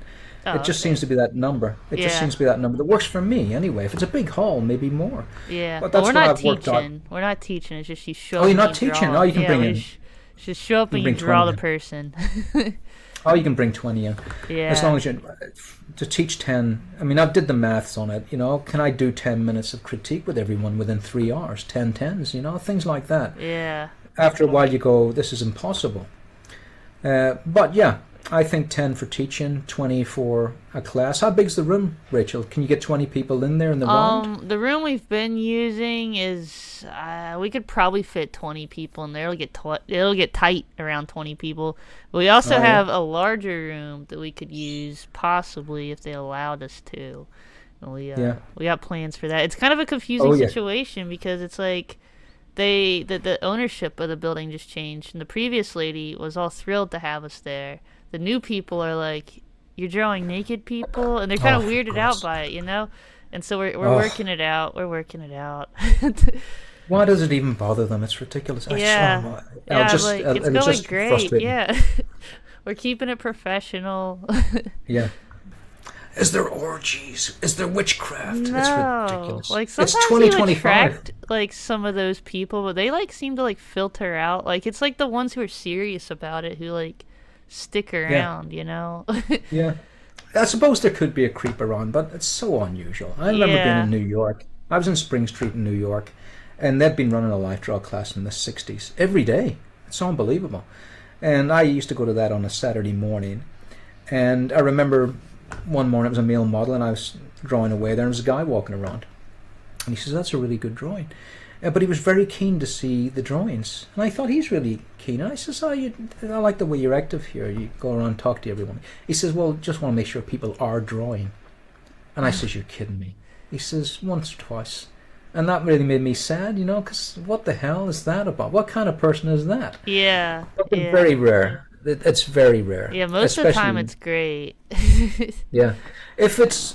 If I'm teaching, those people don't exist because nobody's going to throw down, a couple of $100 to perv. They're not going to do that. Yeah, they're just going to go to those, $15 at the door or whatever, and then maybe they will do that, but it's so unusual. He says, once in a while. I says, I can't believe it. And he says, yeah, it's New York. Yeah. A cheap Saturday thrill. Strange. And they used to call it the Victorian Peep Show. Oh my God.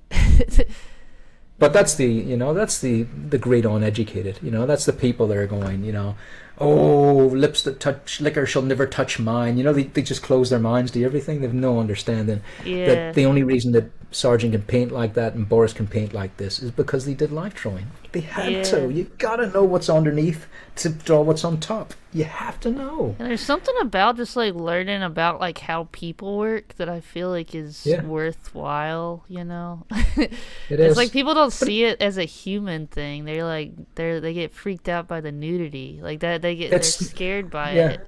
Like, it's very strange. It's not it's not I don't know. I put the two things in two different boxes, like what's appropriate and tasteful and what's, you know, distasteful and inappropriate. Yeah.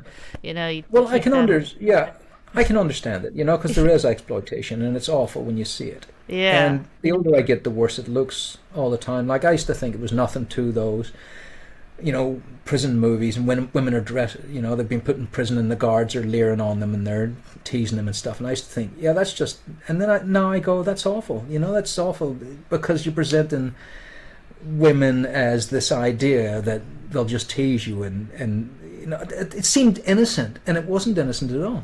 It was actually quite horrible. So I understand it, but there's an overcorrection to it. I mean, all the models I've met, you know, they're wonderful people. They love being models, and they love being with artists, and they love to pose. And there's the great Rajiv there, you know. I couldn't have painted that picture if not for Rajiv. I couldn't have painted it. He's just such a like there's like a real model. respect for the model here, you know. Absolutely, and Beck as well. Rajiv, that's a cliche, a Chiclée print, which is about as close to the original painting as you can get, and he was so happy with it, you know. So he didn't really understand the impact he had, and you know, we were both nervous about meeting each other. It was nice. It was nice. So let's see. Where was I going with my next thought? There's another Solomon J. Solomon. Oh yeah, I like that one. That's beautiful. And this is all about flow for me. Yeah. You know, and it has let's get back to Rachel's, by the way. So let's take that and because this and Rachel's are very close. Yeah, this is what I want to be one day. Solomon J. Solomon. Yeah. I want to have a few more paintings than him, though. Yeah, you have to paint less paintings if you want to be him. Yeah. Because I can only find about 6, and then I run out. Yeah. So maybe I'll get one good one eventually. Oh, I think you got a good one here. Let's have a look at it. So here's Rachel's, and Rachel has. Now I remember Rachel. It'll be underneath the podcast. You'll put it in, won't you, Rachel? All our links and stuff. Yeah, it should be down there. And Rachel has a Patreon, and she shows you how to do all this stuff. And totally generous. And you got Moth and Spike in there, which I think one day will be a phenomenal TV show or maybe. a book. Yeah, I'm just putting along on that right now. Comic book creation, like comic books are so much more difficult than I initially thought. Like they take so much more time than like I was naive to that. Now I understand. It's taking forever. Yeah, well, another thing to remember as well. There's a perfect example. Let's call a comic book what I think anyway. Let's say comic books are your greeting cards. I didn't get into greeting cards to do greeting cards. I get into greeting cards to hone my skills and do something else and get paid doing that. And it worked. So for me, a comic book, because I wanted to do comic books until I realized how poorly paid they are. And I went, if even the best are poorly paid, what is even the point in pursuing that as a singular idea? So I stopped doing that almost immediately. But as a comic book idea, the guys, Kirkman and those guys that did The Walking Dead, their comic book, I saw that ages ago and I thought, they're not really great artists, are they?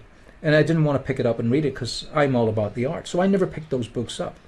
But look what it became. It became, now you see Kirkman's name as producer on The Walking Dead. Obviously, he's fabulously wealthy. Not that it's all about wealth, but the comic book itself did not create that wealth. The wealth came from the comic book. I'm pretty sure that whatever he was doing with the comic book, even though it was a best-selling comic book, it's only got a limited lifespan to it. And then maybe they'll do an omnibus of it, and then that has a limited lifespan to it. And then you got to do another comic book. But for that comic book to become a screenplay and to become a TV show was nirvana. So the idea that it can be something else is what we want to do when we have an IP. So Moth and Spike is your IP. No one else can do Moth and Spike now. They can do a variation of it, but they can't do Moth and Spike. So you have that IP, and that becomes a valuable thing.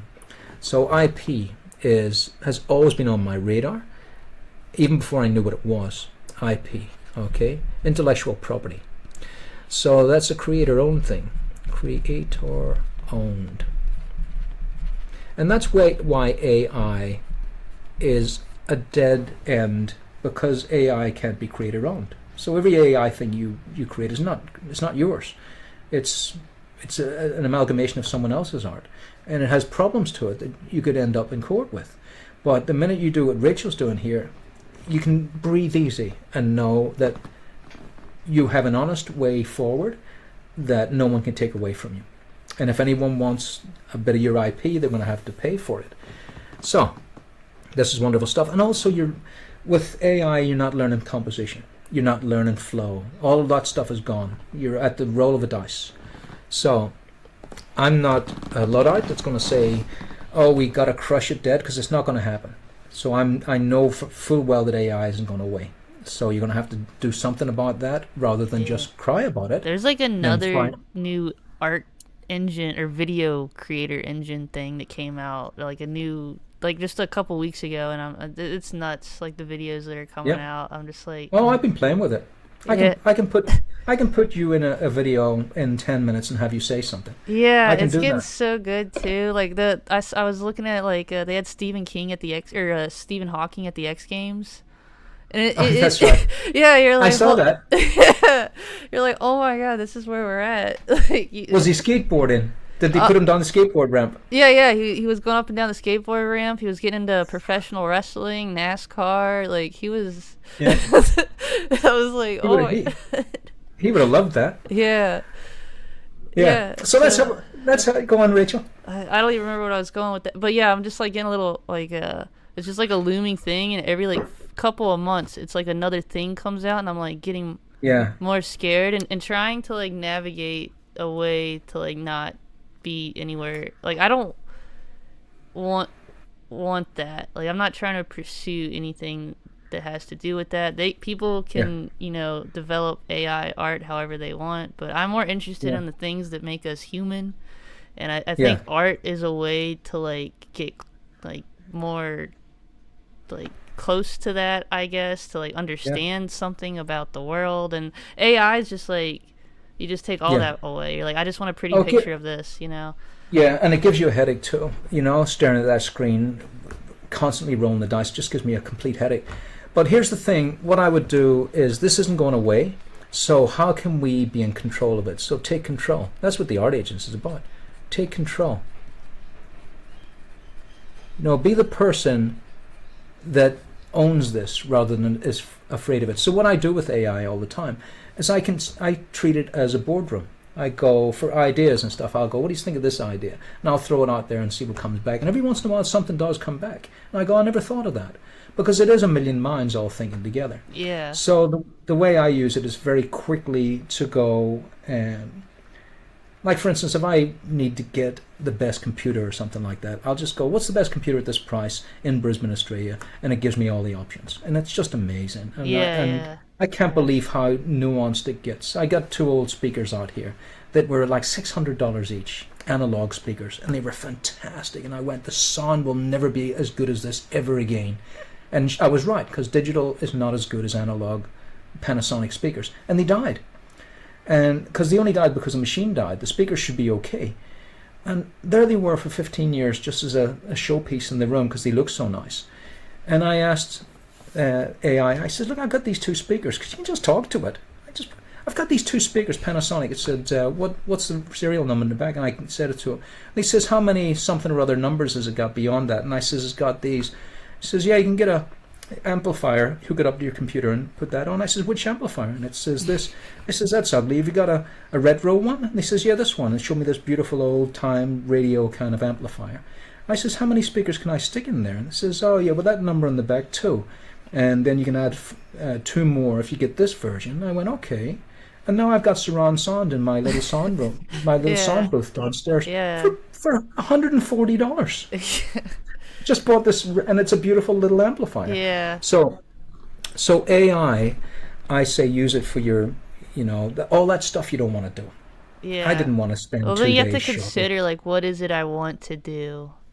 Yeah. What are we gonna let do you want to go do? of? Because there's certain things I think we want to keep doing that we shouldn't let go of. Like Yeah. art is one of those things. Yeah. Well, here's the thing. This is never going to go away. Drawing.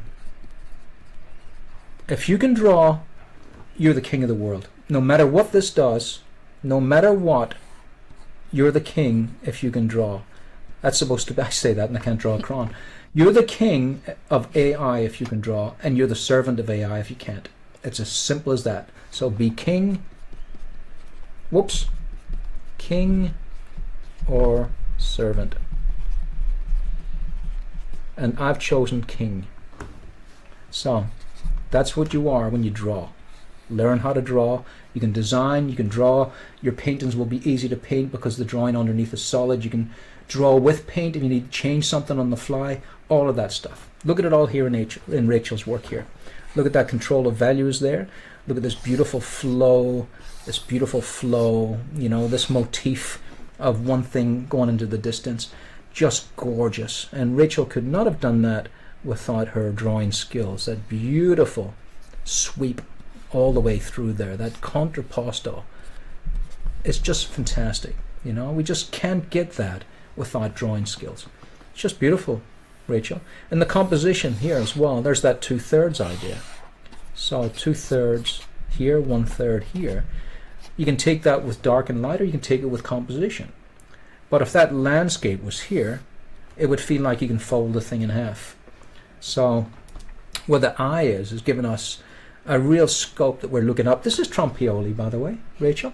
This is the kind of up look that those ceiling painters of the Baroque period would do. They'd have their models they'd be all the way down here painting them.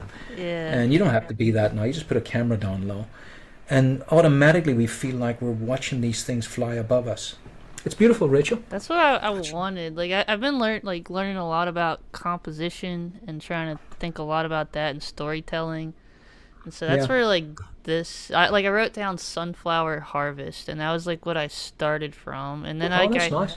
I had like a bunch of like old drawings, just like doodles, and I started from one of those. So I had that as like an idea for the first figure, and then like the concept, and then like the golden ratio. I've been thinking about that, and so I tilted it too. So I tried to the tilt. to do that. I think the one place where I made a decision where I shouldn't have is putting the butterfly like right in front of that girl in the back. That was like just me experimenting, and Okay. I don't think it was having a quite look as for that. successful as I was hoping. I'm just looking for that, Rachel. What, this butterfly here, or this? Where is the butterfly? Oh, the this? one that's hidden inside of that one. It's like right. hidden there. Yeah, I didn't notice it. Yeah, see? I thought it was part of I thought it was part of the leaves. Yeah. But yeah, what you got there is a Dutch angle in movies, and it's a disorientation thing where the landscape tilts, but we're still seeing the action, Yeah. and it's a really great device. It's Yeah, like good for everything's like showing- tilted and chaotic, and then she's like more graceful and still. And that was kind of like the idea I was going for too. And I think I almost got the feeling I was trying to get. But it was good it's practice. This was just like a little personal thing. I'll make more of Yeah, these it's lovely. types of things. Yeah, do. That's wonderful. Well, let's see how that fits in with Solomon J. Solomon. So there's Solomon J. Solomon. And this is what I love about art, is that here's two totally different pieces of art, and each Yeah. one of them is a beautiful thing. Yeah, this is quite humbling as well. Not really, because Solomon J. Solomon would struggle with what you've just done there. I'm certain he would, because it's not his discipline. He's got a different discipline. So it's a whole different thing. But they share the same elements. They're being done by an artist that knows how to draw and how to find flow. Look at that flow. So you often hear about the line of action in animation, and there's many lines of action as far as I'm concerned, but the main line of action there is that. That's very simple idea coming up to there. So you mentioned the golden ratio. The golden ratio is a really nice thing, but I've long ago stopped doing it. So let's say it's that. Everything's about thirds, and then all the details in one place. Or you can spin that around and go up into that corner, whatever it is. I like it, but I prefer another version of it, which is just flow. You know, find the flows. Find the flows within the picture. Do whatever it is you like that has a flow, and then you can think about those thirds ideas after the fact. But find the flow first. It won't always work, but it'll be fresh. It'll be absolutely fresh. You can kind of see there is a golden ratio if you spin your head around. You kind of got that. Yeah. So it does work. It definitely does work. And I'm all about concentration of detail in a small space. Yeah. And then less and less as you come out of that space. Otherwise, if we had another head down here in full value like his, it would look weird. Let's just do it. So if I took this head and took it down here, and he's just in the corner there hanging out, right? That would be so distracting. And yet I see it in pictures. I see it in pictures where they put people in the corner like that. But you can put him in the corner by just dropping the value down. So I'm going to do that. You can do anything you want at the end of the day. There are no rules. But if I was going to put him another head in the corner there, I would have to do this. Whoops. Cancel. Wrong layer. I would have to reduce everything. Somewhere like that, and even then there's too much chroma in it, so I'd have to desaturate it. These are the things you got to think about there. Now he can be in the corner. He can definitely live down there without too much disruption to the picture. But he's still better without it. He's still better not being there. In fact, he's done it. There's the dragon. Hardly saw the dragon there because there's so little value in it. To be honest, this is when you can see, like that artist that was talking about, what's the point? Well, I'll tell you what, that's a really crap dragon, isn't it? By today's standards, Todd Lockwood would do a dragon that would make that look like a cartoon. So they weren't gods. They were just the same as us. They had their problems. He didn't have a model for a dragon, and he did that. It's okay. It's an okay dragon. The hand's very good. I understand the hand of the dragon. That's a nice touch there. But that's an awful looking dragon. And I guess he had to put the eye. Yeah, he had to put the eye in. But where's the rest of its head here? Oh, he's got a foot on it. Yeah. So quite a lot of confusion down in that corner. To be honest, I don't think he needed it. So it's George and the dragon, but would it have been better if there was a head of a dragon, or maybe just... See, I can see now that this is dragon here in the background. I'd probably put the dragon way in the background there, instead of him having to show us that he killed it. It seems silly anyway. He's carrying that girl away and he's still killing the dragon. Talk about multitasking. Yeah. Yeah. You know, they just let me do this, milady. Yeah. Shouldn't you have done that? Shouldn't you have done that first, George? I can't do both. Yeah, put her down while Seems you to me. do that. You sent me over. This is getting a bit dangerous. And that's strange that her knee's there. So we can tear anything apart. That's strange, that knee. I don't think that's necessary right there. So there's a couple of things that I would take out of this. But there's so much beauty in it. I mean, see that head? That's one of the most wonderful heads. And here's the strange thing. I'm going to bring this into Google Images. Here's the strange thing between Europe and America. I'm going to bet your life. No, I'm not, Rachel. That was a terrible thing to say. How did you ever come up with that phrase? My life. Yeah, I told you. I told you, not your life. I'm going to bet, and I don't have to, there it is, there, 1906. Now, this is a Victorian, it's Edwardian now, but this is a Victorian artist, right? At the same time in America, Norman Rockwell was painting book covers. In the same time in America.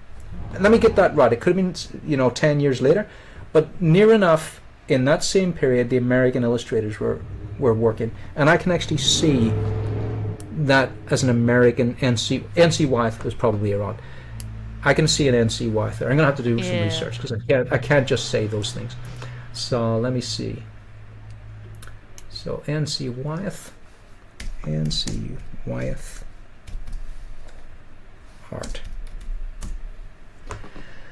N.C. Wyeth, where is he here? So N.C. Wyeth, there you go. He was born in 1882. So N.C. Wyeth was painting covers at the same time as Solomon J. Solomon. And yet that looks like 100 years before, doesn't it? But I can actually see the influence of these Victorian painters on an NCY, that head there. Just magnificent. Look at the 5 o'clock shadow. It's just great. And I think that's what's been lost in a lot of modern art, is that the changing colours, it's what's under the skin as well has been lost. Look at that 5 o'clock shadow there. It doesn't have to be Bluto from Popeye, but it's so great that we've got these pinks here and these greys there. Look at that subtlety of that sternocleidomastoid crushing against the trapezius. Just gorgeous, so much beauty in this. And her pale skin against this dark face. Oh, so heroic. It's off the charts heroic. And what I really love is this. If we had a higher res image of that, just these splats of white. Now, I'd never use white because there's cream in there. But you can bet that he just pushed that in on top of a wet blue or something and just got this beautiful little warm glow. So warm there, fading out the blue glow here. But all of it is grey. But it's a colour of grey, a bluey colour of grey, and a browny colour of white. So warms and cools. Beautiful. So there you go. Imagine, same time. Let's have a look at Rockwell. Got to check that out. Because Rockwell, he had such a long career. Norman Rockwell. Norman Rockwell until the 1950s was just brilliant. There you go. Norman Rockwell was born in 1894. It's 1894, so in 1906. No, he'd been too young. All right, so he was after. Yeah, he would have just come a little after that. But he was definitely painting book jackets in 2000 or 1920 and stuff like that. So there's one there, 1926. Boy and girl gazing at the moon. I put in Norman Rockwell first painting.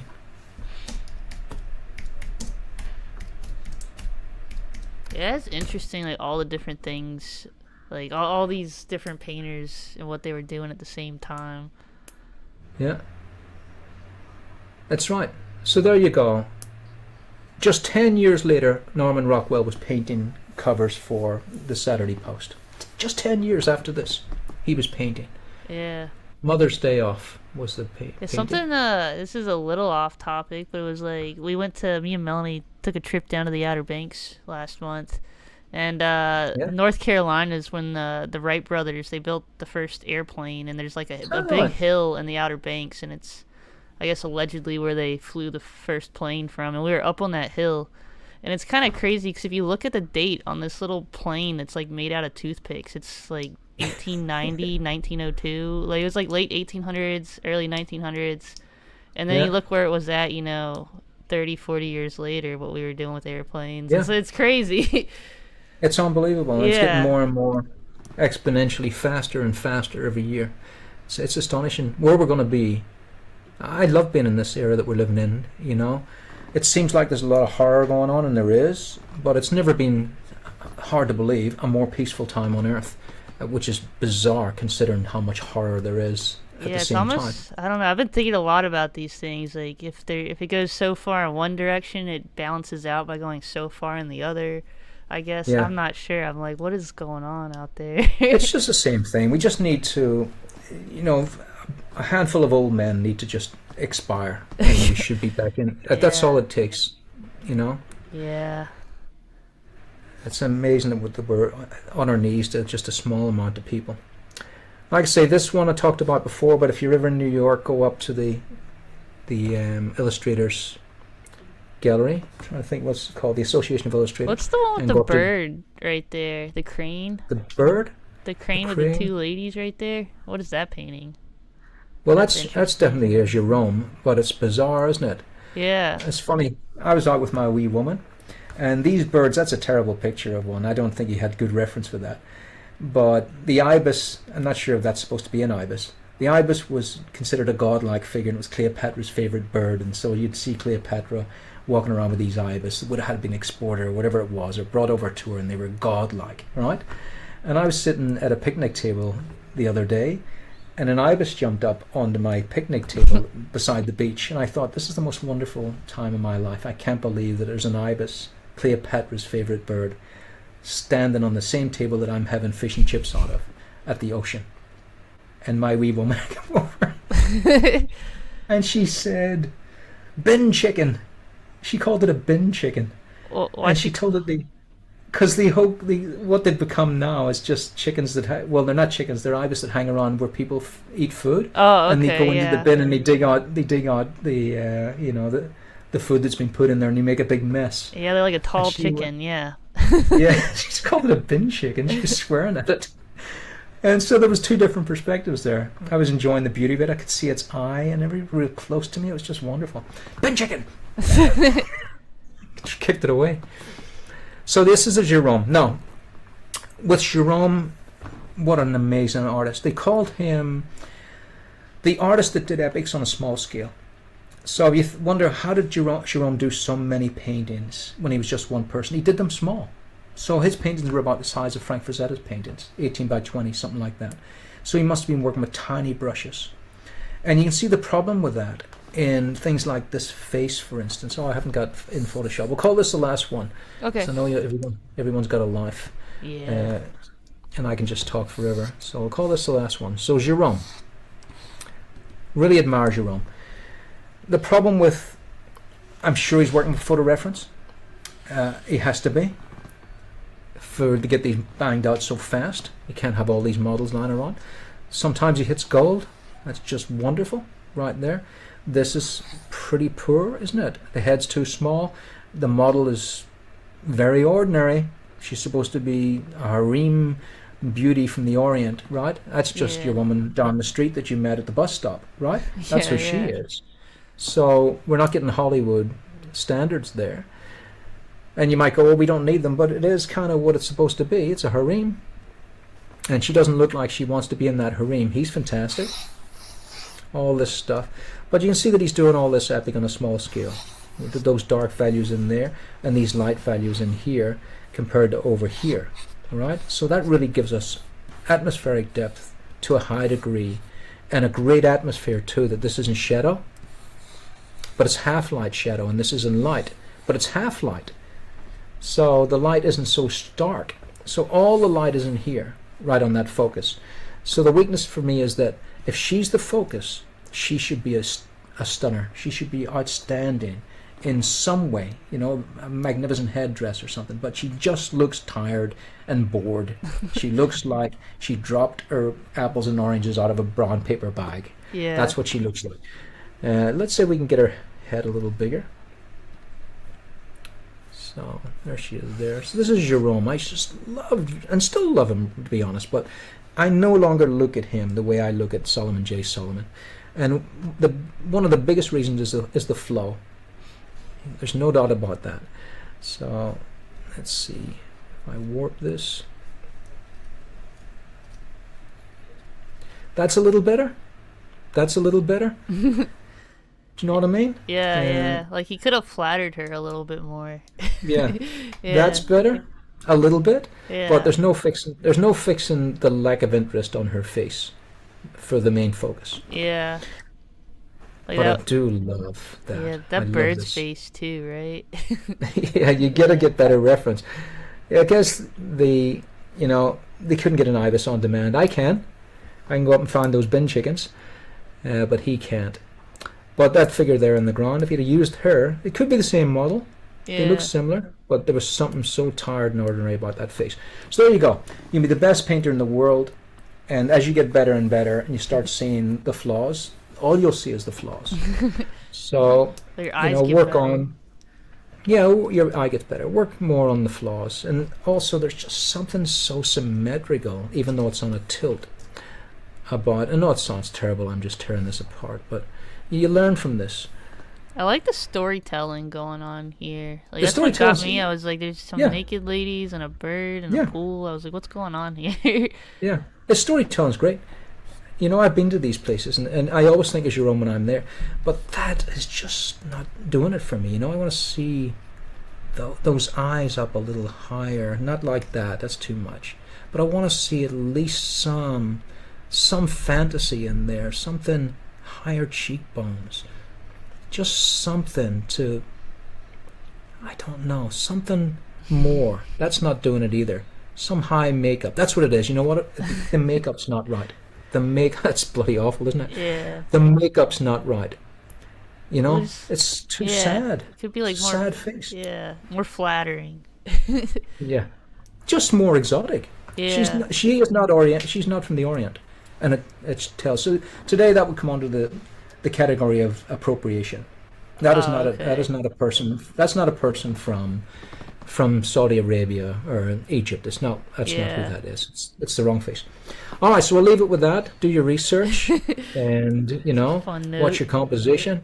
Yeah, Yeah, look at that beak heading toward that nipple. That's a weird thing as well. yeah, That's a yeah. tangent. I guess he's trying to get the focus on her. Yeah, so there's a Jerome. On first glance, when you're young, it's fantastic. On second glance later, there's so many flaws in it. And you learn. You learn from Yeah. all of it. All right, so that's Secrets of Painting. Make sure you get your composition right. Make sure the focus of attention should be something extraordinary, not ordinary. Because that, you go, here's the ordinary. Here's how ordinary I can make that is not a great statement.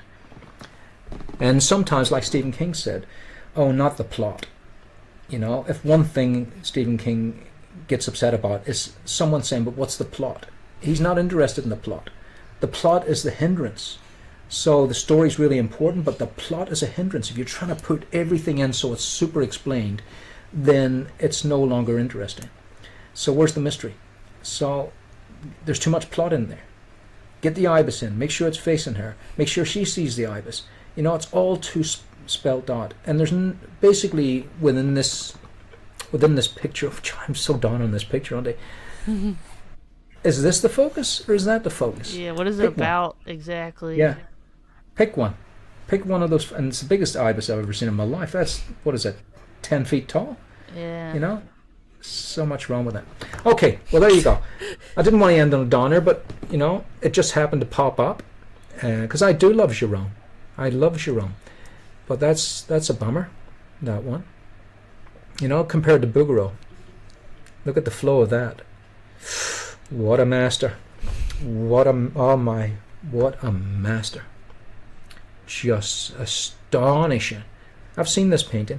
It's off the charts, brilliant. I can't remember where I saw it. It must be in the National Gallery. And there's lost artists. Going back to that first artist, what's the point? Who's this artist? Just amazing. A recent find. I'll bring it into Google Images. Who is this? Exactly. Who is it? Oh, okay. That's what I mean. So you can get absolute masterpieces. Well, close to anyway. And you go, well, who is it? And it'll be someone that most people haven't heard of. It's Henri Adrien Tanox.